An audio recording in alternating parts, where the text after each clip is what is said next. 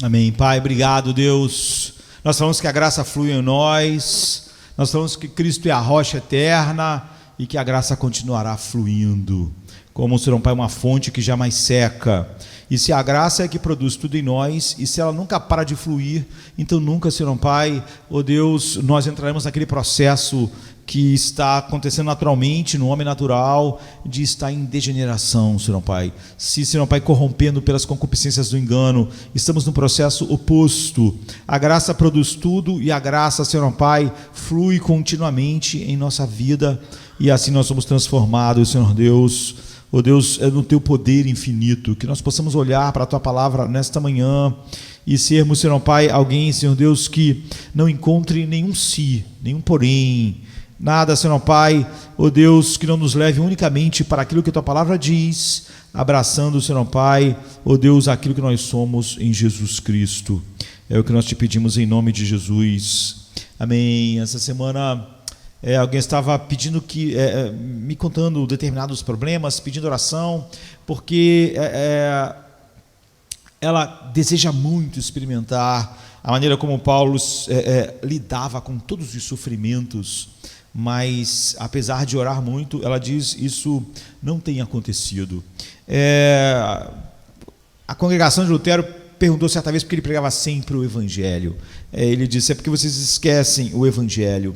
A pessoa conversava comigo e parecia que ela queria e achava que o Evangelho é uma caixa de ferramentas. E ela não estava sabendo usar direito essa caixa de ferramentas. E ela precisava de uma coisa que agisse nela, uma espécie de energia, para saber lidar com a vida.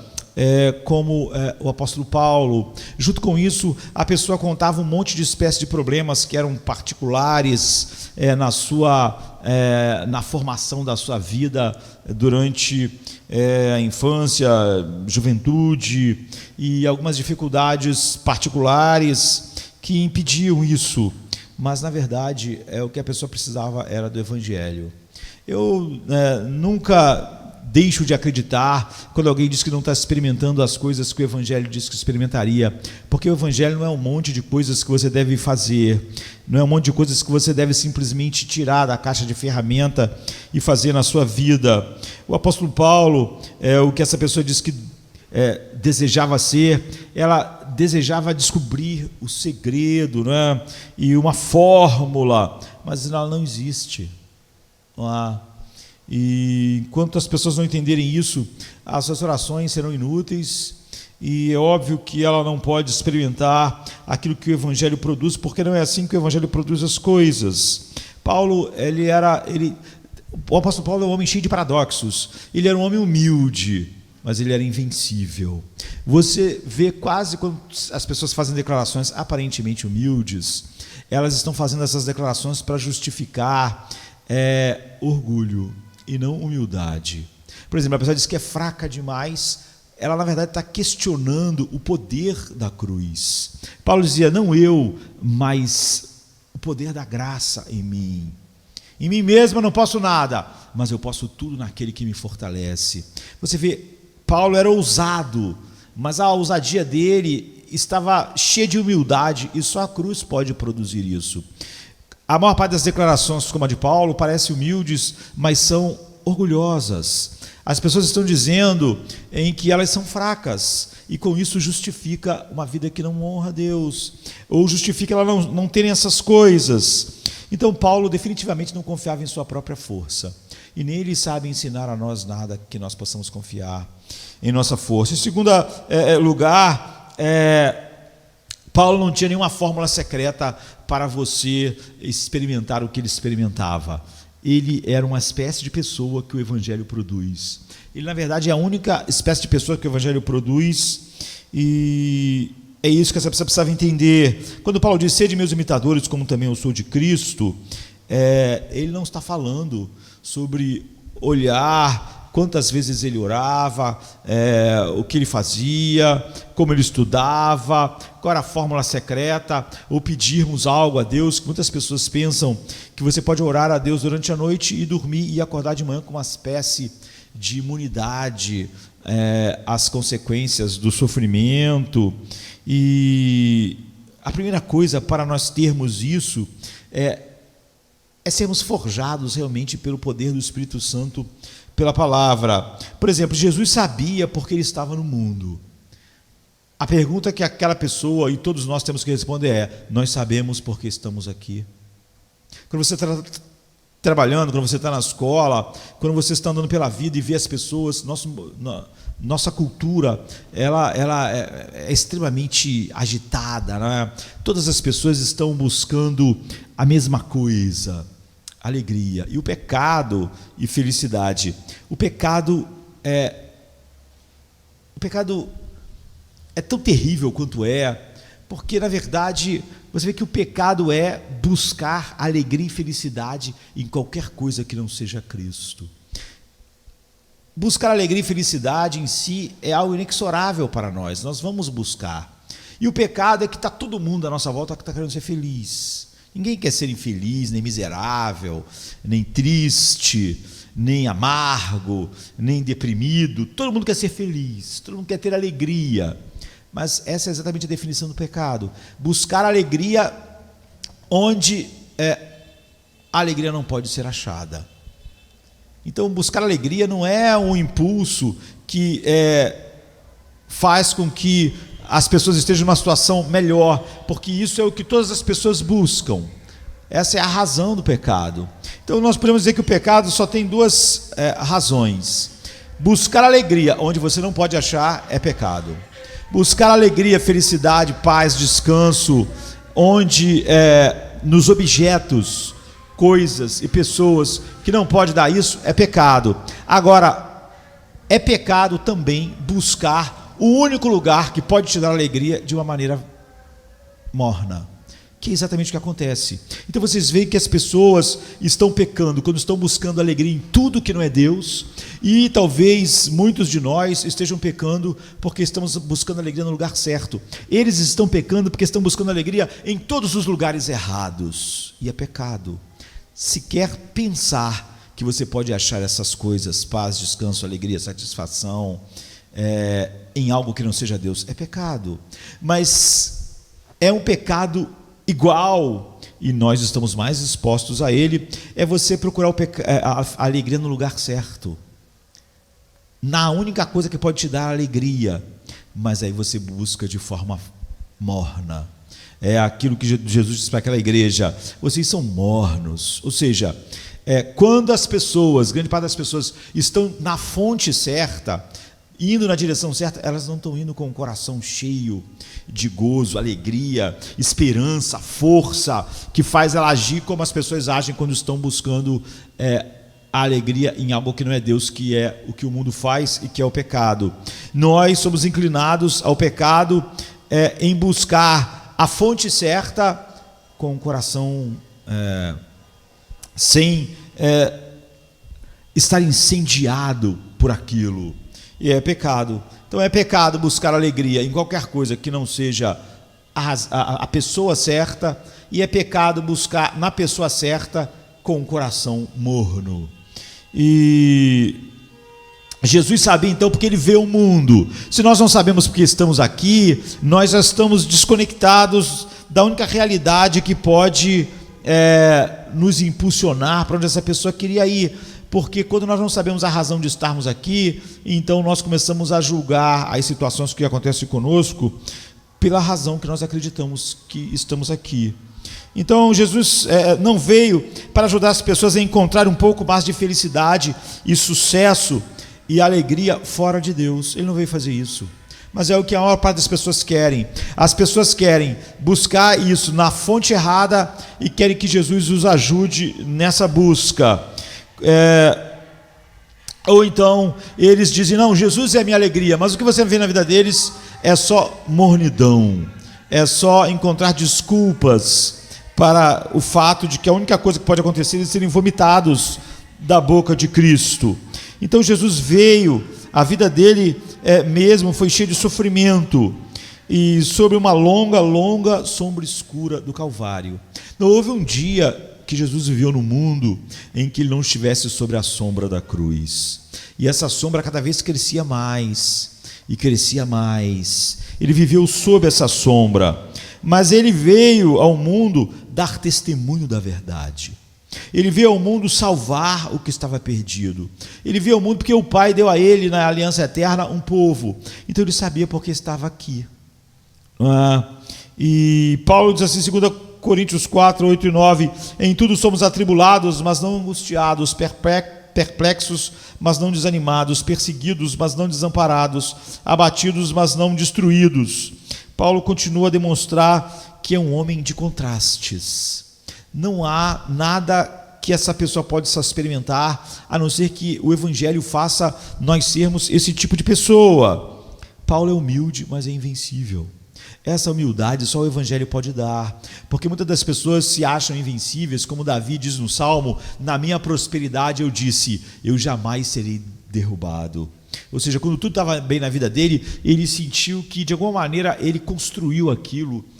Davi meio que falou a mesma coisa que Nabucodonosor. Ele disse, eu então fui levado ao pó, e à miséria, e ao desespero, porque eu não soube lidar com a prosperidade. Eu na minha prosperidade disse, eu jamais serei movido, jamais serei derrubado. Então você vê, ser humilde, mas invencível, é estar cônscio das suas fraquezas, mas saber que nelas Deus opera a sua força infinita. Então as nossas fraquezas nunca vão ser desculpas para o fracasso. Então cada um dos paradoxos implica entrar em conflito com algum adversário. A paz de Deus é uma paz que engole as coisas, não é? É uma paz que vai para o ataque, em vez de ser uma coisa passiva. Paulo diz, nós somos atribulados, a palavra quer dizer pressionado, não é? Você é atribulado quando alguma coisa está pressionando você. Ou seja, há uma constante pressão enfrentada por Paulo sobre a possibilidade dele ser morto, sobre seus inimigos o estarem perseguindo. Ele diz que nunca deixou de ser atribulado. Então era muito mais do que o que nós hoje, infelizmente, nós encontramos palavras menores para explicar a falta da nossa relação com a verdade de Deus. O que Paulo está falando quando ele diz somos atribulados é estar no nível muito maior do que a gente chama de estresse. Mas muitas pessoas acham que o estresse dela é a razão para ela fazer coisas ou agir de tal maneira que não honra Deus. Então, não é o estresse do trabalho, da vida, da casa, da família, da igreja, da economia. Certa vez Paulo foi apedrejado e deixado como morto do lado de fora da cidade de Listra. Em Atos 14, 19, 20, ele diz assim: sobrevieram, porém, uns judeus de Antioquia e de Icônio, que, tendo convencido a multidão, apedrejaram a Paulo e o arrastaram para fora da cidade, achando que ele já estava morto. Mas, rodeando os discípulos, levantou-se e entrou na cidade, e no dia seguinte saiu com Barnabé para Derbe.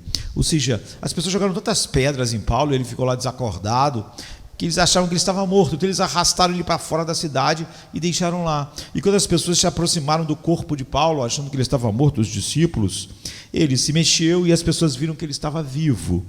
E então ele esteve próximo da morte assim, algumas vezes, e aparentemente não havia nenhuma possibilidade de escape ou de vitória. Mas Paulo diz que apesar dessa pressão constante, infinitamente maior do que o estresse, como nós costumamos chamar,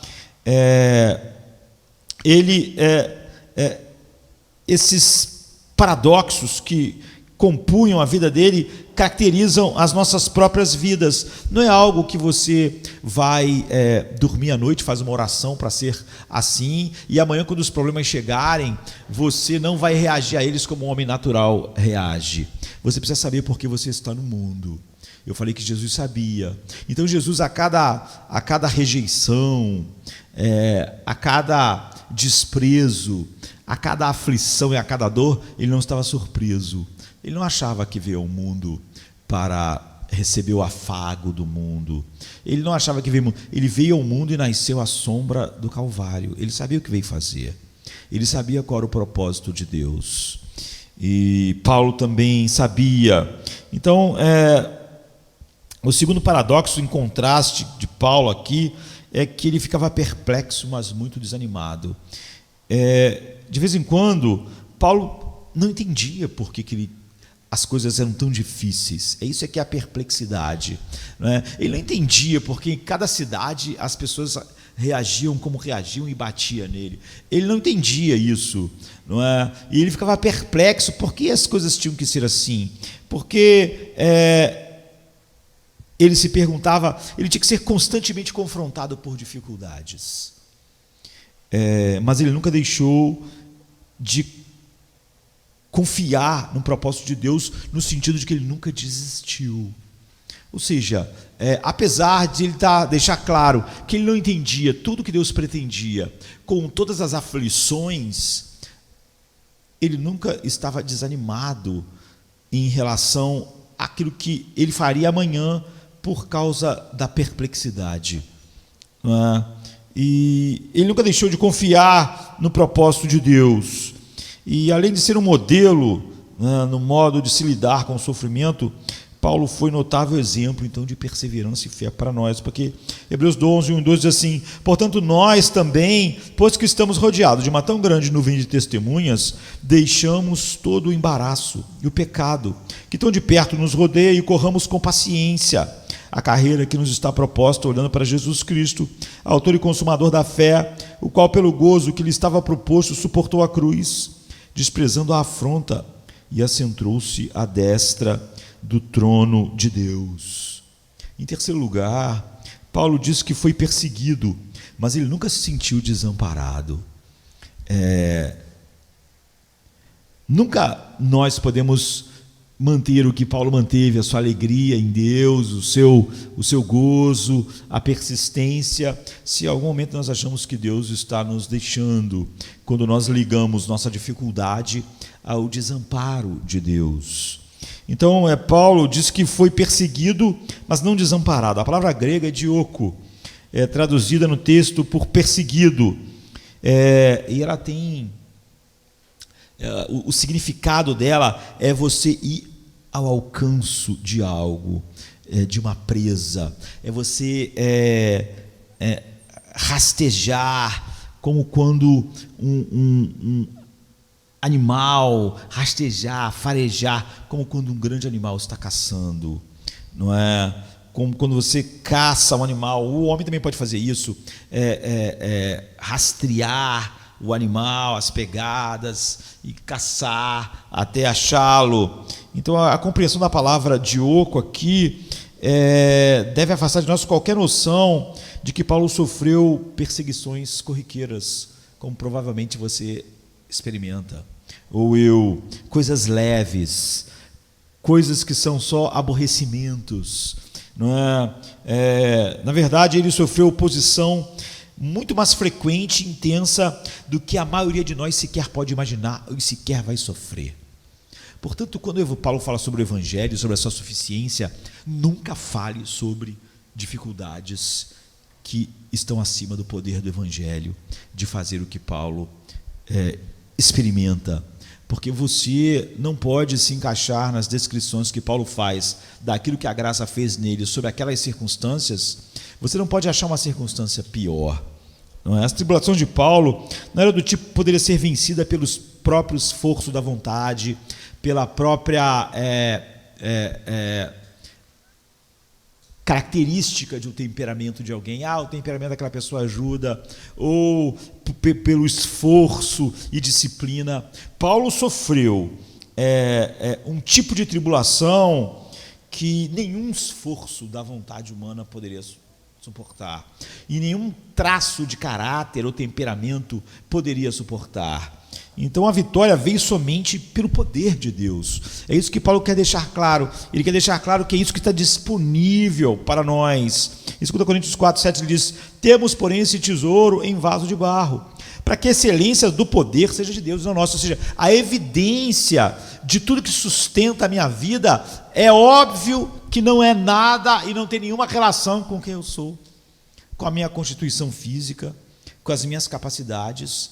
O vaso é tão fraco, e você vê mais uma vez ele está usando a expressão fraqueza, mas é uma humildade invencível, porque quando ele fala sobre a nossa fraqueza, eu sou só um mero ser humano, eu sou uma pessoa imperfeita, essas pessoas estão tentando justificar o pecado, né? Paulo, quando está falando disso, o vaso é de barro, é fraco, não tem força, mas isso só ressalta o fato da excelência do poder de Deus. Porque como o poder de Deus é suficiente e o vaso é fraco, fica evidenciado esse poder. E tal poder também é mais do que suficiente em nossas próprias dificuldades. De tal maneira que Paulo emula isso de uma forma que ninguém possa levantar qualquer dificuldade física, biológica, ambiental, da relação com as outras pessoas, que sequer possa se aproximar daquilo que a graça faz em nós. Em Hebreus 12:3 diz: considerai, pois, aquele que suportou tais contradições dos pecadores. Vocês falam que o mundo te traz muitas contradições, mas considerem aquele que suportou tais contradições dos pecadores contra si mesmo, para que não enfraqueçais, desfalecendo os vossos ânimos. Quando nós olhamos tudo que Cristo é e o poder infinito que o sustentou, e agora esse poder repousa sobre nós, quanto mais nós pensamos nisso, nós não nos enfraquecemos, desfalecendo. Mas você vê como não é uma oração que eu faço e acordo assim durante a manhã. Eu tenho que saber por que eu estou aqui. Eu tenho que ter uma revelação verdadeira de quem Cristo é. Todas as pressões, as mais terríveis, são incapazes, mesmo que eu seja farejado como a caça de um animal, eu nunca duvido daquilo que Deus está fazendo, do consolo de Deus. Então a palavra próxima que Paulo usa, por último, é que estamos abatidos, mas não destruídos. Talvez isso seja usado para algumas pessoas para falar: está vendo, eu sou uma pessoa abatida, eu não sou destruída, mas eu sou abatida. Mas não é isso que o apóstolo Paulo está dizendo. A palavra grega traduzida no texto por abatido significa realmente ser atingido por uma arma, seja por espada, seja sobre uma lança, seja sobre o soco de um inimigo. Realmente é ser atingido por algo forte. E Paulo sabia o que era ser subitamente atingido por algo mortal, às vezes, e por algo que atinge a alma humana com força brutal, mas ao mesmo tempo ele podia afirmar que nenhuma dessas coisas o fez ele desistir. Quando ele diz abatido, mas não destruído, o que ele está dizendo é o seguinte: nada dessas coisas contra mim fez eu desistir de ir em frente. Nós podíamos pegar esse abatido, mas não destruído, e deixar Paulo mesmo explicar: eu sou atingido por armas poderosas, mas isso jamais faz eu desistir. Se você deixasse ele mesmo explicar, eu acho que é a melhor texto do próprio Paulo para explicar o que ele está dizendo, ele dizer: eu sei quem tenho crido, eu estou certo, ou deixando as coisas que ficaram para trás, eu prossigo para o alvo. Imagine alguém indo em direção. Outro dia eu estava vendo um seriado que fala sobre a medalha de honra nos Estados Unidos. Poucas pessoas ganharam a medalha de honra, apesar de os Estados Unidos estar envolvido em tantas guerras. Você conta os punhados de pessoas que ganharam, e é interessante a série, porque é só sobre pessoas que realmente ganharam. Encenam, é óbvio, o evento em que aquilo aconteceu, mas depois mostra a família da pessoa que está viva hoje e como foi a história, não é, tanto de guerras antigas como Segunda Guerra Mundial, Primeira Guerra Mundial, como de guerras da agora, né, do Iraque, no Afeganistão. Então, pessoas que ainda estão vivas, e sempre assim, não é? Sempre tem essa história de, por exemplo, quando os Estados Unidos estavam tomando a Itália na Segunda Guerra Mundial, de um sargento, não é, livrar um contingente enorme de soldados, porque ele teve uma estratégia de chamar a atenção toda para ele, para que as pessoas pudessem fazer determinada coisa, e ele levou uma quantidade grande de tiros à medida que ele ia avançando, mas ele nunca desistiu. É isso que Paulo está dizendo.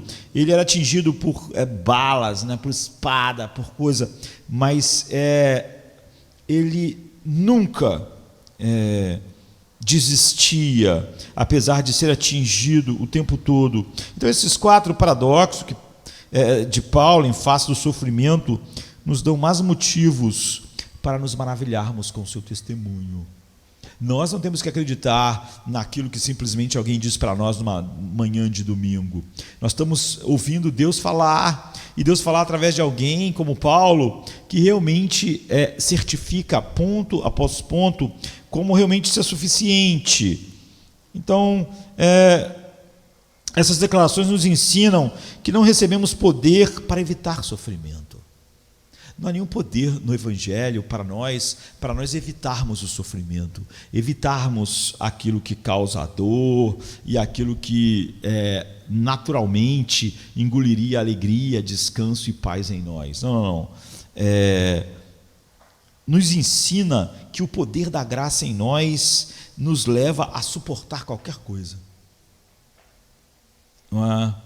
Paulo estava empenhado em perseverar tenazmente diante de qualquer dificuldade.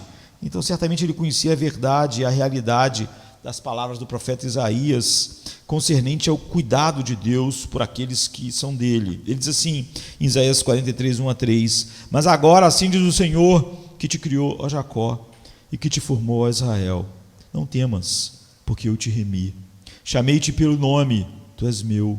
Quando passares pelas águas, estarei contigo, e quando passares pelos rios, eles não te submergirão, e quando passares pelo fogo, não te queimarás, nem a chama arderá em ti, porque eu sou o Senhor teu Deus, o Santo de Israel, o teu Salvador.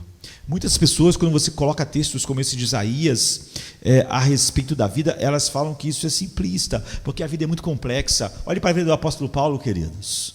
Olhe para a vida de Cristo. A sua vida é mais complexa. Seus problemas são mais complexos, suas lutas são maiores. A Bíblia diz que Jesus suportou a contradição de todo mundo pecador.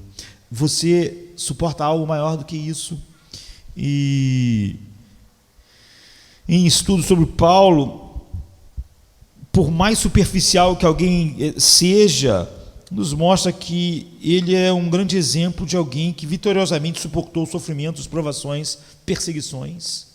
E você não adquire isso simplesmente fazendo uma oração para que algum tipo de energia tome você e você acorde uma certa manhã invulnerável à dor. Ele agiu assim não apenas porque tinha que vencer vários obstáculos para realizar a obra de Deus, mas porque havia uma razão maior e sublime. Se alguém não tem essa razão, não pode experimentar isso. Ele, falando de si mesmo, escreve assim: pelo que tendo este ministério, segundo a misericórdia que nos foi feita, não vamos desfalecer. E esse ministério refere-se ao privilégio de testemunhar de Cristo. Ele está dizendo, testemunhar de Cristo ao mundo é um privilégio tão grande, não é, que é impossível a gente desfalecer, porque nada maior, nada pode ser maior do que termos recebido a misericórdia de podermos proclamar Cristo ao mundo. Você vê, então, se Jesus não é um tesouro, que eu acho que proclamar Ele ao mundo e mostrar a beleza dEle faz com que seja impossível eu retroceder. Jesus não é uma coisa que hoje eu gosto muito e amanhã eu gosto menos, e depois de amanhã menos, de tal maneira que eu possa retroceder em algum momento. Não, ministrar a beleza que eu vi da glória de Deus na face dele é a razão que impulsiona Paulo. Então, depois de relatar as gloriosas características do Novo Testamento em 2 Coríntios, a glória de Deus na face de Cristo, o Espírito Santo que nos foi dado e que derramou Deus o amor em nossos corações por esse Espírito, a vida eterna, a ressurreição, a liberdade do Evangelho de Cristo, de desfrutarmos Ele. Paulo, ele diz, é impossível desfalecer. porque teria que haver algo maior do que essas coisas para me fazer parar, para me fazer desfalecer. Então, diante das duas adversidades que ele enfrentou, esse privilégio era tão grande que ele não podia desfalecer. Ele sequer pensava em imaginar uma desculpa para desfalecer. Então, nenhum tipo de problema poderia fazer Paulo negligenciar o seu dever, não é? Do Novo Testamento, ser o ministro da nova aliança, que prega tudo aquilo que Deus faz em Cristo, para Cristo, por causa de Cristo. E o apóstolo diz outra vez: não desfalecemos, em 2 Coríntios 4, 16 e 18. Em 2 Coríntios, ele apresenta 3 razões pelas quais ele suportaria qualquer sofrimento. Por isso não desfalecemos, nunca desanimamos. Mas ainda que o nosso homem exterior se corrompa, o interior, contudo, se renova a cada dia. Porque a nossa leve e momentânea tribulação produz para nós um peso eterno de glória muito excelente, não atentando nós nas coisas que se veem, mas nas coisas que não se veem, porque as que se veem são temporais, as que não se veem são eternas. A nossa cultura, queridos, ela cria toda espécie de dificuldade para sequer compreendermos o que o apóstolo Paulo está fazendo e experimentando aqui. A nossa cultura dificulta a gente fazer uma avaliação adequada do que é resistência. Se nós não conseguimos nem avaliar o que é a resistência, como é que nós podemos realmente experimentá-la? Não é? Os avanços na ciência, na tecnologia, nos levou a esperar por atalhos para tudo, não é? E soluções rápidas para dores e aborrecimentos. Nós sempre queremos uma solução rápida para dores e aborrecimento. E nós pensamos que nós não tivéssemos isso, se nós não temos isso, a única esperança que nós temos é sairmos correndo e tentar ficarmos mais protegidos possíveis. Pense no que nós estamos vivendo agora. Algumas pessoas cismaram que a vida delas só vai voltar a ser uma vida normal quando descobrirem uma vacina para um vírus. Mas o problema é que ninguém sabe se um dia vão fazer isso. Mas nós acostumamos a ter uma saída fácil para todas as coisas. Outras gerações nunca pensariam isso. Vamos deixar de plantar, vamos deixar de colher, vamos deixar de fazer o trabalho que mantém as nossas vidas até que essa coisa vá embora. As outras gerações não pensavam isso. Elas pensavam que de alguma maneira elas tinham que enfrentar as grandes dificuldades e não se esconder delas. Mas a ciência, a tecnologia nos levou a acreditar que sempre vai haver um atalho, sempre vai haver uma maneira fácil, sempre vai haver uma solução rápida, sempre uma solução sem aborrecimento. E nós queremos tirar dessas saídas e desses atalhos um descanso para nós sermos quem nós devíamos ser. Então, um exemplo disso é uma abundância dos calmantes vendidos indiscriminadamente. Nós realmente queríamos que a paz estivesse no comprimido. A maior parte dos cristãos realmente acreditam que um dia vão inventar um comprimido que vai dar a eles paz, descanso. Eu disse no início que o pecado sempre envolve a felicidade. Ou seja, sempre é na busca da felicidade que o pecado se manifesta. Ou porque nós buscamos a felicidade em objetos errados, que não é Cristo, buscamos descanso em algo que não é Cristo, pode ser em uma pessoa, pode ser no dinheiro, pode ser na saúde, pode ser em qualquer coisa, não é?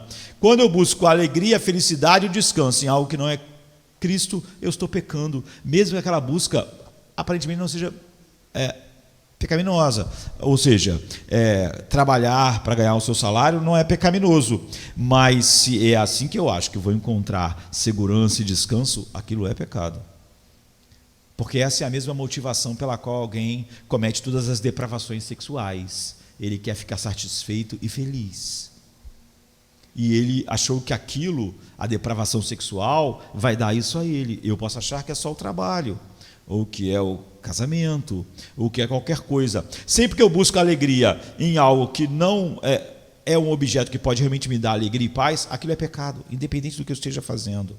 Ou, como nós vimos, as pessoas podem buscar a alegria na única fonte verdadeira, mas aí, como é comum, elas buscam sem nenhum entusiasmo, elas buscam sem nenhum patos, sem nenhuma paixão, elas são mornas. Enquanto elas estavam buscando dinheiro, elas eram animadas. Quando é Deus, elas não são. Elas se arrastam. É pecado. O culto delas é pecado. A vida espiritual delas é algo que Jesus quer vomitar da boca dela.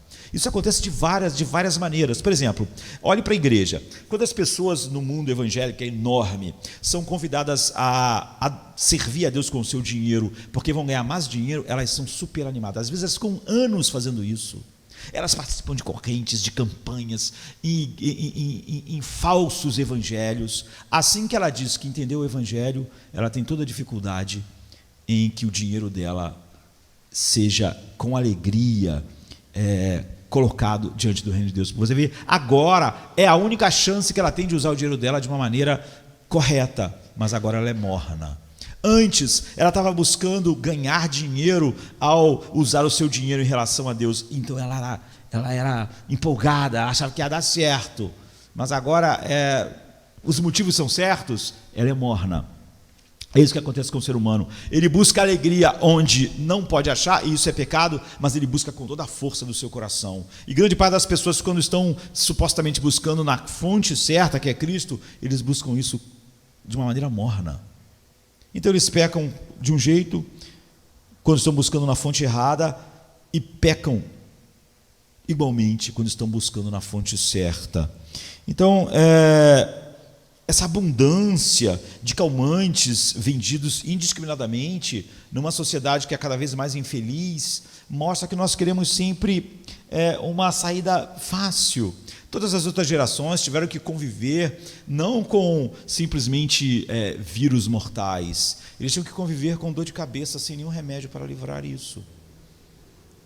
Eles tinham que conviver com, Calvino, por exemplo, expelir pedra nos rins, levando dias, semana, sem nenhum remédio para aliviar a dor que nós sabemos ser insuportável. Não é?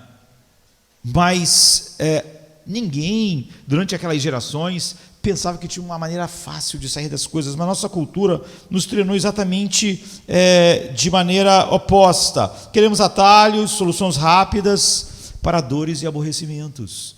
A pessoa que conversou comigo, ela não estava querendo se encher do evangelho e ser o tipo de pessoa que, ao contemplar a glória de Deus através do evangelho, se torna alguém como o apóstolo Paulo, capaz, porque ele sabe porque está aqui, não é? Ele sabe qual é o propósito e ele tem um senso de privilégio do chamado para proclamar Cristo, ele pode suportar tudo. Mas a pessoa só queria que ela realmente acordasse num dia sabendo lidar com as aflições. Então os anunciantes, eles afirmam que basta você tomar 1 ou 2 comprimidos para obter alívio de quase tudo. É raro haver quem, então, espontaneamente, simplesmente, as pessoas pensam, minha vida é muito assim e tal, isso está me gerando... A pessoa, que tipo de remédio eu tinha que tomar para melhorar?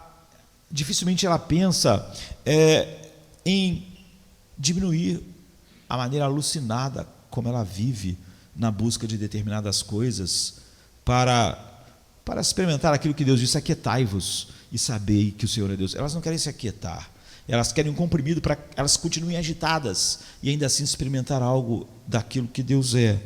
Então, no mundo que oferece alívio instantâneo para dores, algumas, não é? E promove a aquisição de bens materiais para nós nos sentirmos bem e termos uma autoestima melhor, a perspectiva eterna de Paulo é totalmente estranha. E é óbvio que a miséria é inevitável. Então, a perspectiva eterna de Paulo está evidenciada no verso 16 e 18 do capítulo 4, 2 Coríntios, e ele dá as suas razões que o ajudaram a suportar o sofrimento e não querer um comprimido que tirasse ele daquela situação. Ele enfatiza o valor do que é eterno sobre o que é efêmero, e a aplicabilidade é mostrada a nós sempre que nos debatemos com a provação e estamos indefesos pela proximidade da aflição, quer que seja física, quer seja em nossa alma, quer seja uma aflição financeira, enfim. E para Paulo, tudo que era espiritual estava acima do que era material. E se essa não é verdade sobre nós, a verdade sobre o que Paulo tinha não pode ser nossa.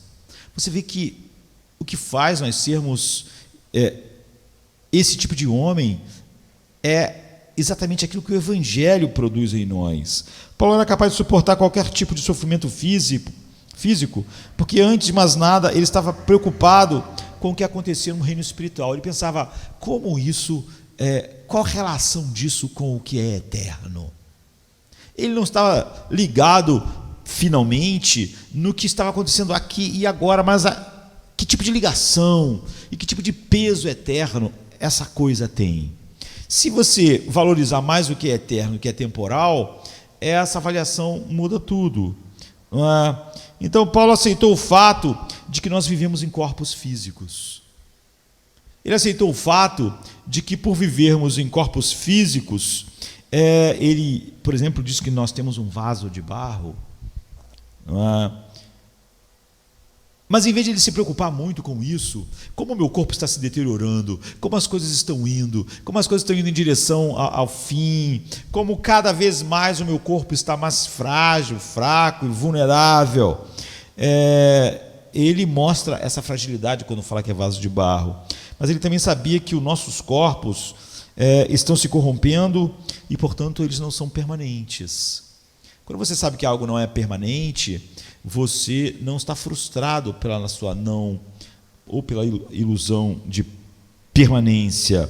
E Paulo então sabia que o corpo dele, se fosse deixado só, sem nenhuma das coisas que ele enfrentava, já ia sofrer a decadência natural do envelhecimento que nos leva à morte.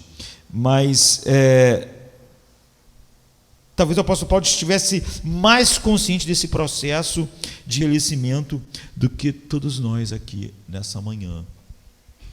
Devido ao rigor ministerial e aos constantes viagens, e o apóstolo Paulo ele envelheceu precocemente. O corpo dele falhou muito antes do que os nossos corpos começam a falhar. E devido ao rigor ministerial e às constantes viagens e aos sofrimentos, ele estava se desgastando na obra de Deus. Tanto quanto você, por exemplo, quando você conhece a história de Henry Martyn na Índia, David Brainerd, entre os índios americanos na Nova Inglaterra, grandes servos de Cristo morreram antes dos 35 anos de idade, como Henry Martyn, David Brainerd, porque eles se expuseram a coisas que nós nunca estamos expostos por causa do chamado deles. E Paulo viveu mais do que David Brainerd, ou Henry Martyn. Ele passou dos 30 e poucos anos, morreu com 60, mas ele envelheceu prematuramente. Ele deixou-se gastar no ministério e ele não olhava para o seu corpo, que era o vaso de barro, como a coisa mais importante. Por causa disso, todas as coisas que ele enfrentava no corpo não eram um problema final para ele. Paulo envelheceu mais rápido do que o normal por causa dos implacáveis maus tratos físicos que ele experimentou, fora a intempérie, de naufrágios, viagens. Não estamos falando de alguém viajando de avião ou viajando de uma maneira confortável, com alimentação adequada.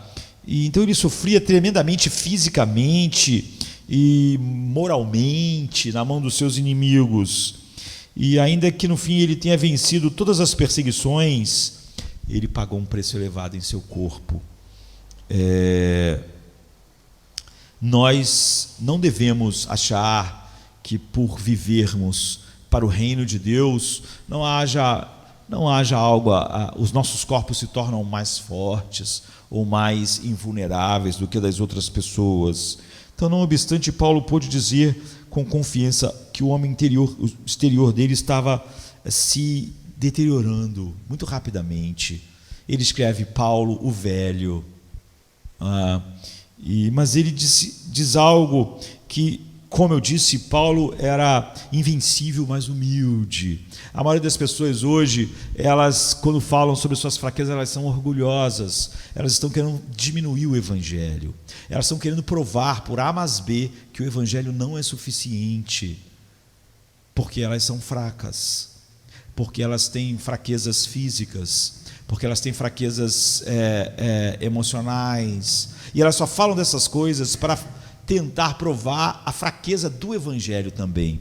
Paulo nunca lhe diz isso. Ele diz assim: não obstante o meu homem exterior esteja se corrompendo, eu sou realmente alguém velho, o meu corpo está desgastado, o meu homem interior está se renovando a cada dia. Essa analogia direta à corrupção do homem exterior, que é o corpo físico, e estava junto a isso o crescimento e o amadurecimento do homem interior. Ele diz: cada vez que o meu corpo falha, eu tenho um conhecimento tão maior de Deus, que é muito maior do que a decadência externa, a edificação interna. Então, nosso lado imaterial e eterno foi feita uma nova criação de Deus. Nosso homem externo não. Ele é exatamente igual de todos os outros homens à nossa volta. A diferença entre nós e eles não é essa. Então, o que Efésios 4, 24 e Colossenses 3, 10 chamam de o novo homem, não é? E Paulo estava muito mais preocupado com isso do que com a decadência física. Ele estava muito mais preocupado o quanto ele cresceu no conhecimento da graça do nosso Senhor Jesus Cristo, do que preocupado olhando quanto o seu corpo tinha decaído no último ano. E a sua preocupação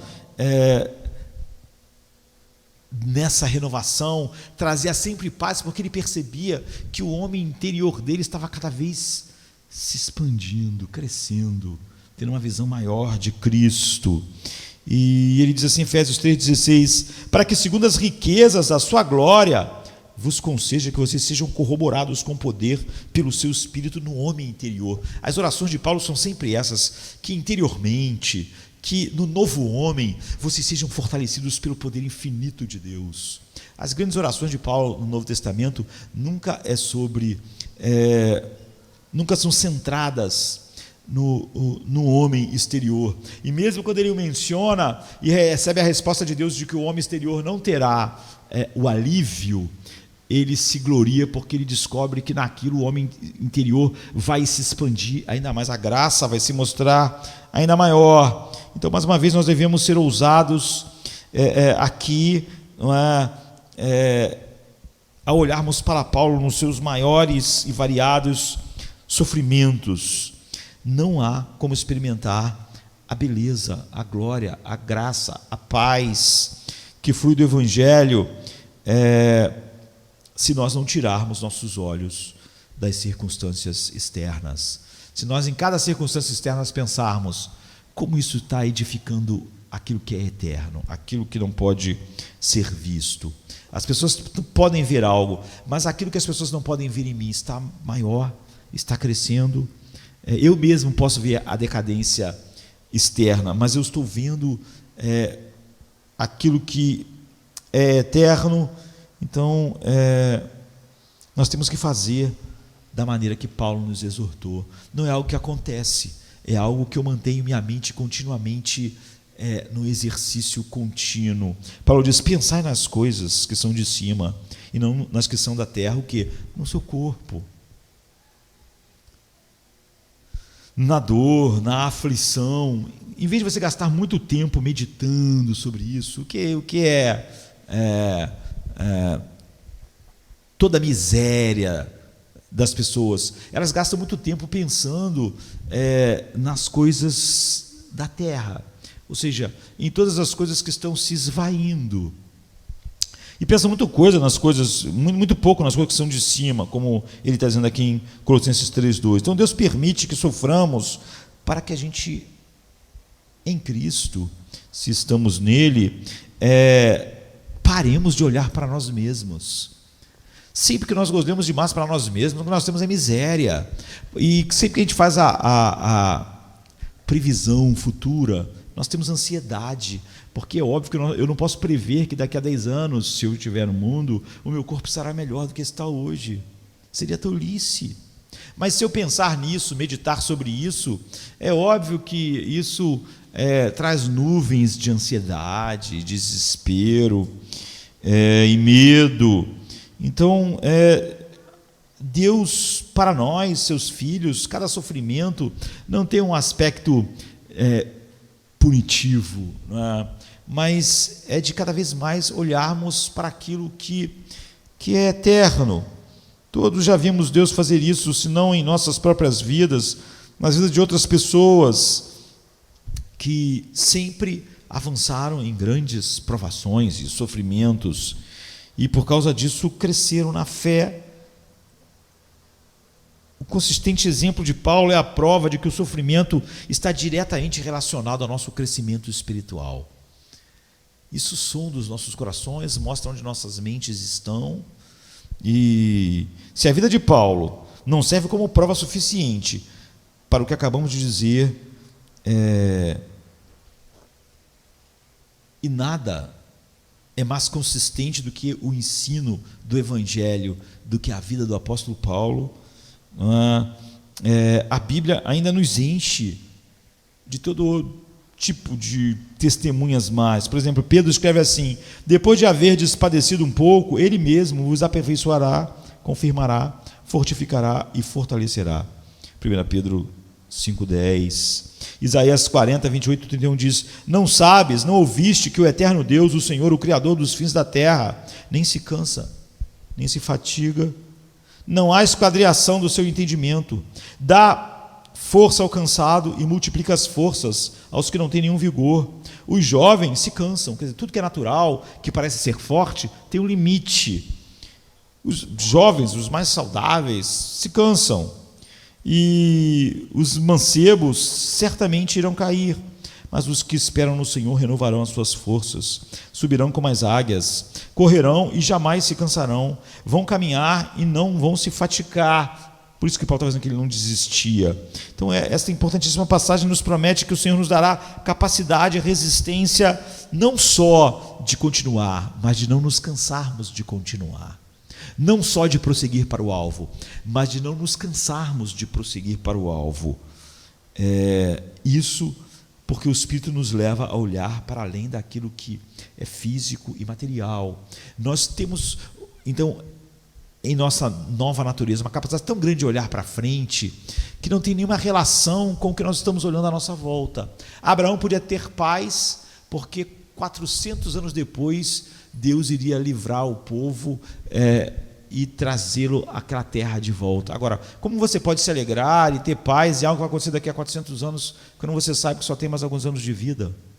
É óbvio que Abraão é o exemplo final de que ele estava olhando para as coisas que não se veem.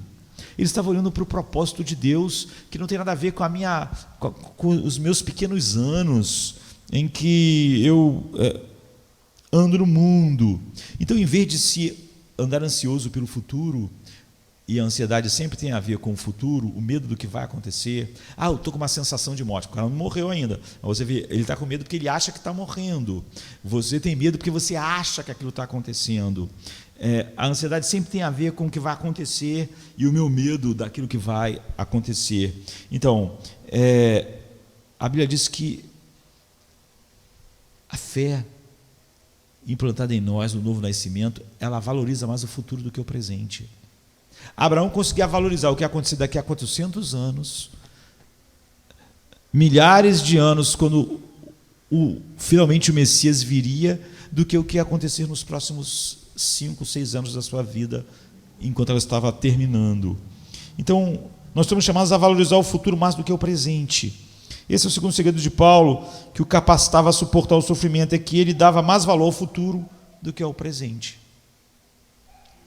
Para ele, era uma questão de se olhar para além da tribulação presente, para compreender que ela produz para nós um peso eterno de glória muito excelente, como está em 2 Coríntios 4, 17. Nós sabemos que esse texto é o texto que ele diz que o Deus desse século cegou os homens para a beleza da glória do Evangelho, mas que o Deus que das trevas chamou à luz foi quem abriu os nossos olhos para vermos essa glória. Então, as aflições que ele suportava na terra eram imensas, perto da nossa, mas ele disse que era irrelevante comparada à realidade que estava à sua frente. Porque para mim, eu tenho por certo que as aflições deste tempo presente não são para comparar com a glória que nos há de ser revelada. Romanos 8, 18. Você vê que não tem como você pegar as esperanças do Evangelho e misturar com o humanismo. O humanismo flui do materialismo ateu e tem a ver com agora, tem a ver com hoje. Já tudo do Evangelho nos faz olhar para frente, para muito tempo depois que a nossa vida tiver passado nesse mundo, e isso nos enche de alegria, porque essas coisas são tão reais para nós quanto é real as coisas físicas que estão à nossa volta. Então, a perspectiva celestial demonstrada por Paulo é verdadeiramente estarrecedora. Ele caracteriza os problemas como leves e momentâneos, sendo que suas aflições eram tiranas e constantes, não é? Mas é tudo uma questão do que e com o que nós estamos comparando. E porque você só acha que a sua perspectiva e seu presente é horroroso porque a tua perspectiva é totalmente terrena e não consegue ir muito à frente. Paulo considerava essas dificuldades tão transitórias quanto o vapor da vida. Tiago diz: a nossa vida é como um vapor. Então por que eu me importaria tanto com o que acontece se eu acredito que a vida é só um vapor tão tênue, tão rápido, com o que acontece aqui? Tudo que acontece aqui é tão tênue quanto a vida é tênue. É tão vapor quanto a vida é um vapor. Então a palavra grega elafros, traduzida por leve, tecnicamente significa uma ninharia sem importância. É exatamente isso que as aflições de Paulo eram quando consideradas com a eternidade do desfrute de Cristo. Você vê, se Cristo não tiver esse valor infinito para nós, nada do Evangelho funciona nas nossas vidas. Porque a primeira coisa que o Evangelho faz é colocar em nós essa visão do valor infinito de Cristo, que o Pai tem e abre nossos corações para experimentar. Então nós temos afirmado que a perseguição é inevitável, que o sofrimento é real, mas quando comparado ao que nos espera no futuro, eles são leves e triviais, como a nossa vida aqui no mundo é leve, é momentâneo. O verdadeiro significado do sofrimento só se revela quando ele coopera para a nossa glória eterna. Então, quando a gente sabe que o sofrimento produz em nós algo para a eternidade, então nós o vemos de uma maneira totalmente nova. Então Paulo mais uma vez reforça a perspectiva e diz: em que vós grandemente vos alegrais, ainda que agora importa sendo necessário que estejais por um pouco contristados com várias, tentações, para que a prova da vossa fé é muito mais preciosa do que o ouro que perece e é provado pelo fogo, se ache em louvor e honra e glória quando Jesus se revelar. 1 Pedro 1, 6 e 7. Todos os nossos problemas e sofrimentos têm um efeito causal em nossa glória. Este efeito não é meritório, não é porque eu sofri muito e enfrentei de grandes dificuldades, então eu mereço receber algo. Não, ele é um efeito produtivo. A Bíblia diz: ele produz um peso de glória. Ele não produz, ele não é um efeito meritório, mas ele produz esse peso. Então a palavra grega baros, na verdade, é melhor do que peso, é pesado. É como se os sofrimentos de Paulo estivessem todos diante dele e ele colocasse numa balança, num dos pratos da balança. E quando ele colocasse aquilo que a glória que havia de ser revelada nessas coisas do outro lado da balança, era tão mais pesado que a parte onde ele tinha colocado as aflições não tinham peso nenhum. Então é como se os sofrimentos de Paulo estivessem formando um pesado volume num dos lados da balança do tempo. E o volume representa o peso eterno de glória que está inclinando a balança totalmente a favor do futuro e não do presente. E isso inclinava a balança tanto para o futuro que ele ficava maravilhado olhando para o futuro. E o presente se tornava insignificante perto desse peso. Em essência, Paulo podia tolerar as constantes aflições inacreditáveis, contanto que ela tivesse um impacto na glória futura. E se elas tinham, como Deus disse, então elas eram totalmente desproporcionais ao peso eterno de glória. Então, de acordo com as Escrituras, sempre há uma relação entre o sofrimento presente e a glória futura. Você pode dizer assim, mas de que maneira isso nos motiva? Nos motiva se o que está à nossa frente é real para nós. Isso foi real até para Cristo. A Bíblia diz assim, e achado em forma de homem, humilhou-se a si mesmo, sendo obediente até a morte de cruz, pelo que também Deus o exaltou soberanamente e lhe deu um nome sobre todo o nome. Então, a Bíblia vai dizer em Hebreus que pela alegria que lhe estava proposta, mesmo Cristo, era olhando para o futuro que ele suportava qualquer coisa no presente, mesmo a ira infinita do Pai. Ele, pela alegria que lhe estava proposta, era tão real essa alegria. Então você vê que não é só no nosso caso, mesmo no caso do nosso Salvador, esse olhar para o futuro com um peso infinitamente maior do que o presente é o que o impulsionava. Então, com a mesma intensidade com que nós experimentamos todas as aflições de maneira que Cristo é glorificado, ali, eternamente, nós vamos ter uma visão maior da glória que isso produziu, de tal maneira que 1 Pedro 4,13 diz: mas alegrai-vos no fato de serdes participantes das aflições de Cristo, para que também, na revelação da sua glória, vos regozijeis, vos alegreis. Você vê, há uma ligação final, 1 Pedro 4,13, e essa recompensa nada tem a ver com bonificações diáfanas, não tem nenhuma relação com coisas visíveis, uma coroa maior, uma coroa mais ornamentada, uma capa mais bonita, uma mansão, sei lá, essas coisas assim, se relaciona com um aumento em nossa capacidade de louvar, servir, exultar e desfrutar Deus eternamente. E esse era o permanente desejo de Paulo, e também deve ser o nosso. Esse peso de glória, como eu disse, não tem nenhuma relação com bonificações diáfanas, mas tem com um desfrute maior, mais profundo e glorioso de Cristo eternamente. Então, nós valorizamos mais o eterno do que o temporário. E a terceira razão que fazia com que Paulo resistisse às muitas adversidades e sofrimentos era que ele dava mais valor às coisas eternas do que às transitórias. No entanto, nós, nas coisas que se veem, não atentamos, mas nas que não se veem, porque as que se veem são temporais, e as que não se veem são eternas. 2 Coríntios 4,18. A ótica de Paulo sobre a resistência em meio ao sofrimento não tem nada a ver com o humanismo secular, ou com a psicologia secular, ou com qualquer filosofia humanista.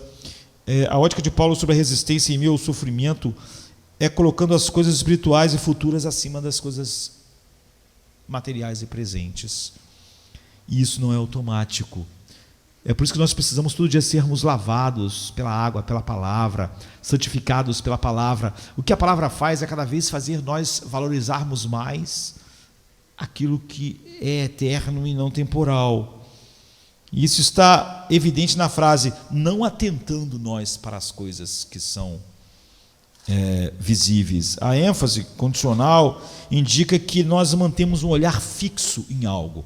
Todo mundo ou mantém um olhar fixo em algo temporal, ou mantém um olhar fixo em algo eterno. Todos nós aqui nesta manhã.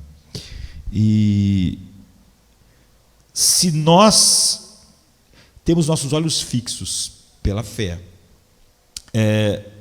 nas coisas que a gente não vê, nós daremos prioridades às realidades futuras, e as coisas futuras vão engolir todas as coisas do presente em nossa vida. Então, a fé é sublinhada para nós aqui, porque a importância da fé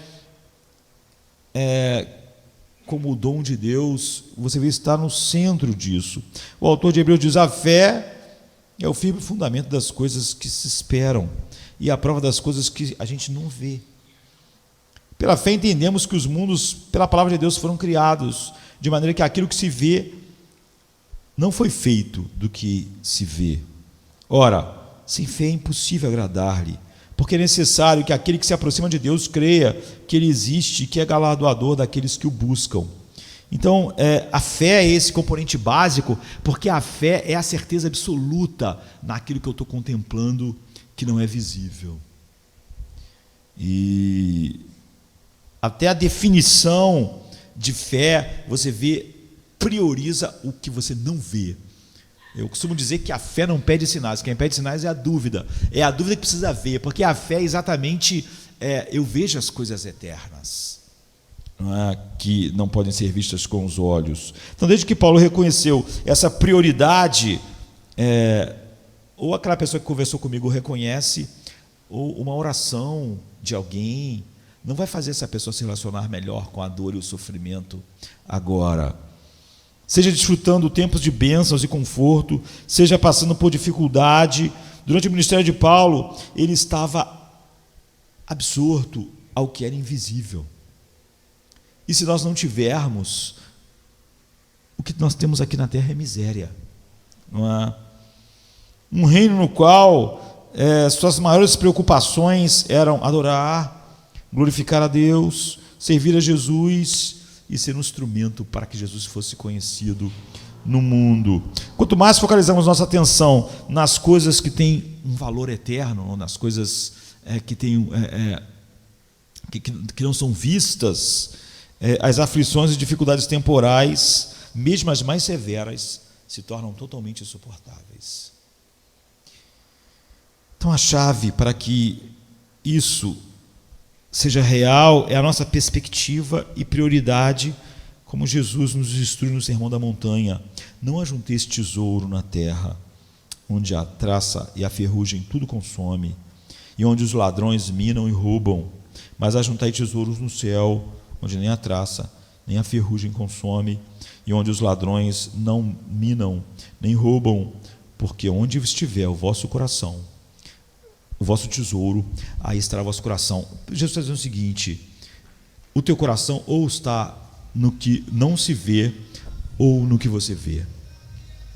Ou está num lugar onde nada pode tocar, seu coração, seu tesouro, está onde o ladrão não pode roubar, não está onde a doença pode roubar, não está onde a traça pode roer, ou está aonde isso pode acontecer. Isso vai definir tudo, porque onde estiver o seu tesouro, ou no céu ou na terra, vai definir como você vive, vai definir ansiedade, paz, alegria e não. Então, Paulo continua sendo um extraordinário modelo de como lidar com o sofrimento, porque ele é um modelo de como estar completamente capturado pela beleza de Cristo. Não é uma fórmula do que nós temos que fazer. Você vê, é uma fórmula, se nós podemos dizer assim, do que nós temos que ser, o tipo de pessoa que nós somos. Ele não confiava em sua própria força, ele nunca usava a sua fraqueza para justificar ele não avançar, porque o poder que operava nele era um poder que fazia cada vez ele mais capturado pela beleza de Cristo. Não há nenhuma fórmula secreta para a vida que Paulo teve. Em vez disso, a chave para o sucesso era ter o coração, o foco, a mente naquilo que não pode se ver. Se a pessoa não tem, não há nada que vai ajudá-la no Evangelho. Nada. Para cumprir sua visão, Paulo dependia inteiramente do suprimento das riquezas infinitas da graça de Deus. Sua palavra, seu espírito, tudo que Cristo comprou, todas as bênçãos espirituais e as orações que pediam por essas coisas, como Paulo ora pelos Efésios, que eles sejam fortalecidos no homem interior, para verem junto com todos os santos qual seja a largura, altura e profundidade do amor de Cristo, que excede a todo entendimento. Então Paulo podia se alegrar continuamente com as grandes provisões da graça, e nós também. Essa provisão de alegria que Paulo tinha não tinha nada a ver com o seu temperamento, nem com uma fórmula, nem com a sua biologia, tinha a ver com aquilo que era invisível, imortal, eterno. E Jesus disse que o teu coração ou está lá ou aqui. O seu tesouro ou está aqui ou está no que não pode se ver. E isso vai definir a sua miséria ou a sua alegria. Mas é óbvio que isso não é fácil, na verdade é impossível para o homem natural. A verdadeira alegria procede da perseverança que vem do Espírito Santo para vivermos uma vida que está capturada por quem Cristo é. Então Paulo mais uma vez nos fornece o padrão. Não sabeis vós que os que correm no estádio, todos na verdade correm, mas um só leva o prêmio. Correi de tal maneira que alcanceis. E todo aquele que luta, de tudo se abstém. Eles o fazem para alcançar uma coroa corruptível, nós, porém, uma incorruptível. Paulo está usando aqui o exemplo de que todas as aflições que um atleta experimenta nas Olimpíadas, que é o que ele está mencionando, é porque ele acha que há uma coisa no final tão valiosa que vale a pena. Nós achamos que há uma coisa tão valiosa no fim, um prêmio que é o próprio Cristo. A gente viu, é uma capacidade cada vez maior de desfrutar Cristo, que vale a pena. Se estivermos correndo para ganhar o prêmio, Paulo diz, se Jesus for o teu prêmio, não vai haver nenhum sofrimento, provação ou perseguição que vai te desencorajar, como não há nenhuma dor física que desencoraje o atleta que quer ganhar a medalha, continuar independente de qualquer situação que ele tenha que enfrentar. Depende de onde está o tesouro. E o tesouro do atleta está na medalha, está na glória, está no reconhecimento da sua excelência física sobre todos os outros. Então ele não desiste, mas todo aquele que luta, de tudo se abstém. Eles o fazem para alcançar uma coroa corruptível, nós, porém, uma incorruptível. Paulo está falando a mesma coisa que Jesus, de uma maneira tão linda quanto Jesus falou, não é? Mas exatamente a mesma coisa. Você não junta coisas na terra, porque você sabe que aqui a traça come, mas você junta no céu, onde nada do que acontece aqui no mundo pode afetar, porque o seu coração está onde está o seu tesouro. Então, na verdade, no final das contas, nossa paz, alegria, descanso em meio ao sofrimento depende simplesmente de onde está o nosso tesouro. Não é uma fórmula, porque o tesouro do coração define realmente as fontes da nossa vida apegada a alguma coisa. E se o nosso coração estiver no tesouro, então a jornada não pode ser difícil demais para nós, capacitado pelo Espírito que fez a gente ver o valor do tesouro e faz então a gente continuar independente de qualquer coisa. Não há uma fórmula, há aquilo que os nossos corações tomaram por tesouro agora. Não é algo, uma coroa corruptível ou uma incorruptível, algo eterno ou algo daqui, porque onde tiver nosso tesouro, lá vai estar nossa alegria, gozo, paz. E tão corruptível são as coisas do mundo, tão corruptível será a nossa alegria, paz e gozo quando nossos corações estão nessas coisas.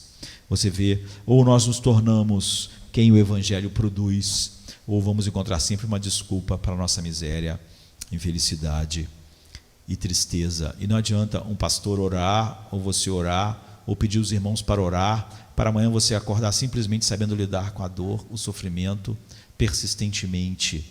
A oração que nós precisamos é: ó Deus, fortaleça-nos no homem interior, com o espírito, para que possamos estar firmes e conhecermos juntos, com todos os santos, a largura, a altura e a profundidade do amor de Jesus, que excede a todo entendimento. Vamos ficar de pé, vamos orar.